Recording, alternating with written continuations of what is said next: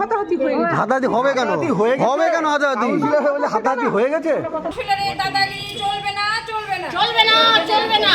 আমরা দাদাগিরি মানবো না, মানবো না, মানছি না, মানবো না। দাদাগিরি চলবে না, চলবে না, চলবে না, চলবে না। দেশের উন্নয়ন সমিতির কাউন্সিলর মানে কাউন্সিলর দলবল নিয়ে এসে আমাদের উপরে চড়াও হয়। আগের দিন হুমকি দিয়েছে, আগের দিন বাড়ি বাড়ি গিয়ে হুমকি দিয়ে এসছে, কেন তোমরা পূজা করবো, তোমাদেরকে দেখে নিবো, এই করে নিবো, এই করে নিবো। প্রত্যেকটা বাড়ি বাড়ি গিয়ে শাসিয়ে এসছে আমাদেরকে, বরং আমাদের চারজনকে পেয়ে আমরা ডেকে এখানে মন্দিরের সামনে আমাদেরকে হুমকি দিয়ে, বাইরে থেকে লোক নিয়ে এসে, পার্টির লোক নিয়ে এসে আমাদেরকে হুমকি দিয়ে গেছে। কেন এরকম কেন করছে?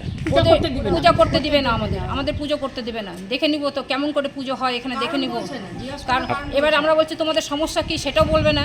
হ্যাঁ, সেটাও বলছে না। থানায় জানিয়েছেন? হ্যাঁ, আমরা থানায় জানিয়েছি, থানা থেকে কোনো জিডি নেয়নি আমাদের। হ্যাঁ, বলছিলাম যে মুখ্যমন্ত্রী বা ইকে জানাবেন, ওই জেলা বিজেপি জানাবো। কি চাইছেন আপনারা? আমরা চাইছি, আমরা এখানে পুজো করতে চাইছি। আমরা এখানে, এটা কোন জায়গা? এটা কৃষ্ণপল্লী গোসাইমাঠ, উত্তর কৃষ্ণপল্লী গোসাইমাঠ। আপনার নাম? আমার নাম বেবি মণ্ডল। আপনাকে কি মারধর করা হয়েছে? হ্যাঁ, আমাকে মারধর করেছে। এই যে আমার মেয়েকে প্রথমে অ্যাটাক করেছিল। দাঁড়ান, আপনি দাঁড়ান বলেন। আমার মেয়ে এখানে দাঁড়িয়েছিল।